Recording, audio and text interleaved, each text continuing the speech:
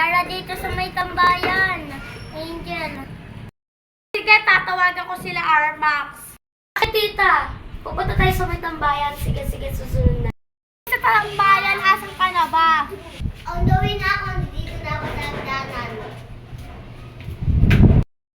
Hay, nako. Late na ako. Wow, Crisel! Late na! So, pinapunta ko kayo dito kasi pag-uusapan natin sa dalawang kapatid na umabi sa inyo. Hindi ko na pwede sabihin yung pangalan kasi nga gawa nga ng nakabidyo. Baka maano tayo, alam mo na. So, bukas din. Dapat andito na kayo na mga hapon, mga 1 p.m. Pag wala pa kayo dito, di kayo makakadante sa dalawang magkapatid. Dapat 1 p.m. andito na. Bawal malate. 1 p.m. Pupunta natin doon sa kanila at doon yung pupugbugin. Walang pugbug. Ano mangyayari? Kasi ikaw rin naman kasi natatakot. Walang matatakot for today's video. Mamaya na natin gawin.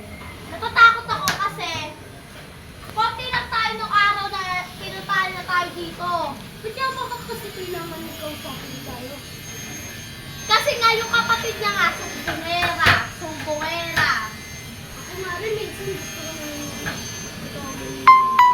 pwede naman, kaso dapat bawal magsabi sa atin. Siya nga yung magsasabi. Pagdalit kasi yung atin parang walang nangyari. Kahit pag nagsumbong tayo, parang tayo pa mali Pag nagsabi siya sa atin sasabihin natin lahat ng ginagawa niya nung mga araw na kasama pa natin siya. At pagtutulungan natin. Malamang, ilang tayo, ang dami natin. Kasama pa yung nag-video.